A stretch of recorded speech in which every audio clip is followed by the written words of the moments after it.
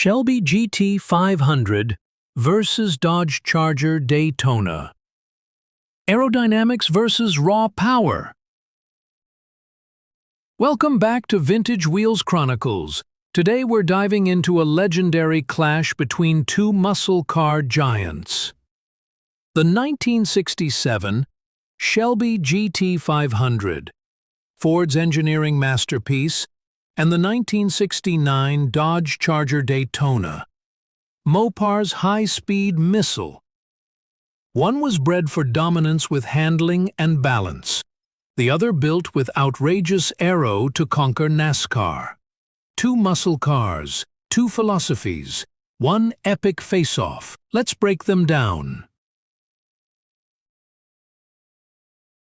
1967 Shelby GT500, Ford's high-performance legend. The 1967 Shelby GT500 was Ford's answer to the growing demand for high-performance Mustangs. Carroll Shelby transformed the already powerful Mustang into a true beast. Under the hood sat a 428 cubic-inch Police Interceptor V8. It produced 355 horsepower, though real-world figures were likely higher. Twin Holly 4-barrel carburetors delivered monstrous airflow. It was a car that screamed muscle the moment you turned the key. The GT500 was wider and longer than earlier Mustangs, giving it a more planted look. A fiberglass hood with hood scoops helped reduce weight and increase cooling. Side stripes and Cobra badges made sure nobody mistook this for a base Mustang. It came with a 4-speed manual that was smooth but strong. Acceleration was fierce. 0 to 60 in under 6 seconds. Quarter-mile times hovered in the mid-14s. Impressive for the era. The interior featured special gauges, wood trim, and a roll bar. It was more luxurious than many muscle cars, but still pure performance. Power steering and power brakes were optional but popular. Handling was tighter than most muscle cars, thanks to suspension upgrades. The Shelby felt like it was born to corner, not just launch. Its ride was stiff, but purposeful, inspiring confidence. The sound of the 428 big block was thunderous at full throttle. It looked just as aggressive as it felt. The GT500 made a strong impression everywhere it went. Magazine testers of the day loved its balance of speed and control. It became an instant collector's item, especially with low production numbers. Shelby only produced around 2,050 units in 1967. It wasn't just about straight-line power. It was about being a complete performance car. The car was equally at home on highways or back roads. Shelby's racing legacy poured into every corner of the GT500. From its aluminum intake to high-flow exhaust, everything was performance-focused. The GT500 had presence. People stopped and stared. It was featured in magazines, posters, and later immortalized in pop culture. Collectors today pay 6 figures for well-kept originals. It was among the first American muscle cars to blend European-style handling with brute strength. The Shelby name added prestige and exclusivity. Every detail, from the scoops to the badging, had a purpose. Even the rear end was modified for better high-speed stability. The GT500 wasn't just a Mustang. It was something more. It embodied the total performance philosophy of Ford in the 60s.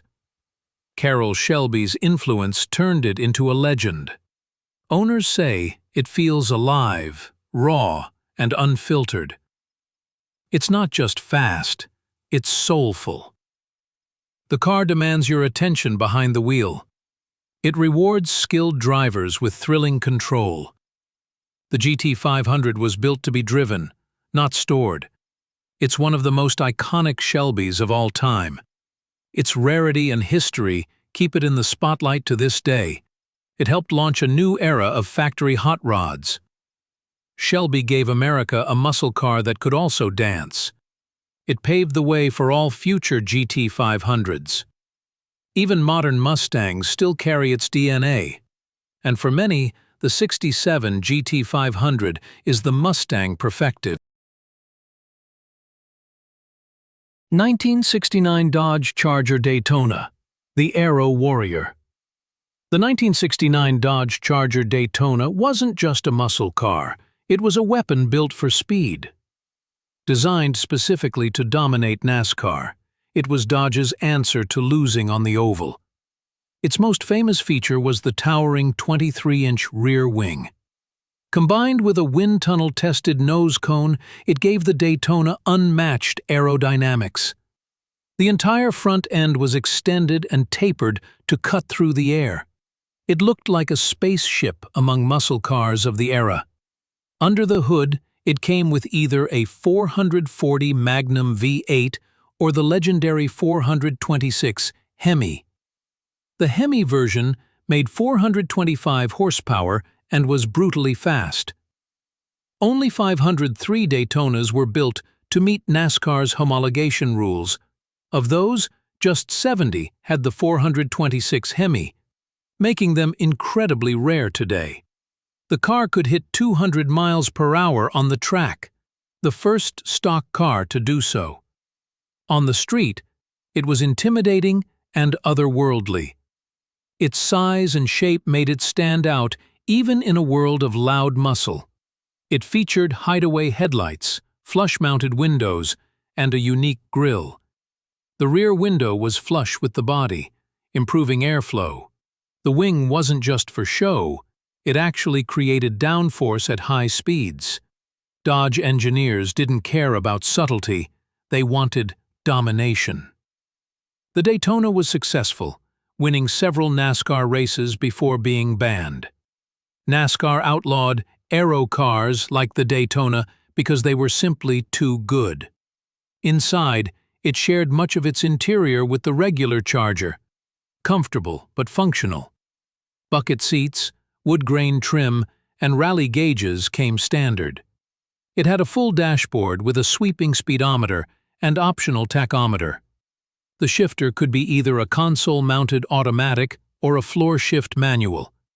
It rode on wide tires with Magnum 500 wheels or hubcaps. The ride was smooth for its size, but it was all about high-speed cruising. Owners say it feels stable and planted, even at triple-digit speeds. It wasn't the most agile in corners, but on straights, it was a rocket. The Daytona's exhaust tone was deep, loud, and unmistakably Mopar. The car became a legend almost instantly. It was featured in magazines, advertisements, and dealer posters everywhere. Collectors today consider it one of the holy grails of muscle cars. Hemi Daytonas can fetch over $1 million at auction. Even non-Hemi models are climbing in value. The Daytona was a pioneer, the first production car built around aerodynamics.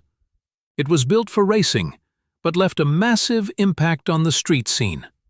Dodge proved they could innovate and go beyond brute strength. It inspired other aero cars like the Plymouth Superbird. The combination of rarity, performance, and radical styling makes it unforgettable. It has appeared in numerous movies, games, and muscle car documentaries. Mopar fans treat it as the crown jewel of the brand. It pushed muscle car engineering further than anyone expected in the '60s. Even today, its presence turns heads and sparks conversations. The Daytona isn't just fast. It's fearless. It represents the most extreme side of muscle car history. Driving one feels like piloting a missile from the golden age of Detroit. It's not practical, it's not subtle, but it's pure muscle glory. The Daytona's silhouette is still unmatched in the car world. It was built to win, and it did. Whether on the track or parked at a car show, it commands respect. And for many, it's the ultimate symbol of what American muscle once was.